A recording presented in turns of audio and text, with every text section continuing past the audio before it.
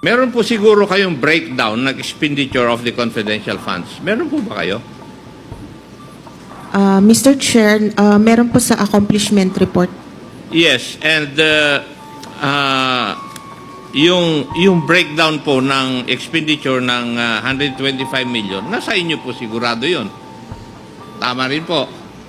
Tama po, Mr. Chair. Now, may I know kung saan po nagastos ng Office of the Vice President yung 125 million?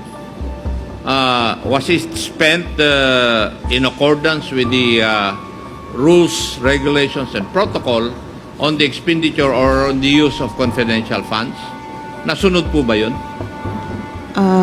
Yes, Mr. Chair. As indicated sa accomplishment report po,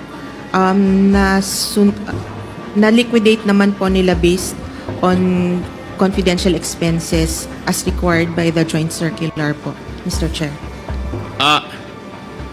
If I may, alam naman po ninyo yung section 4.8 of Joint Circular number 2015-01 Yes, Mr. on the Chair. use of confidential funds. Opo, Mr. Chair. Now, categorically, yung po bang items na kung saan ginamit yung confidential funds ay naaayon po dito sa circular na ito? Opo, Mr. Chair.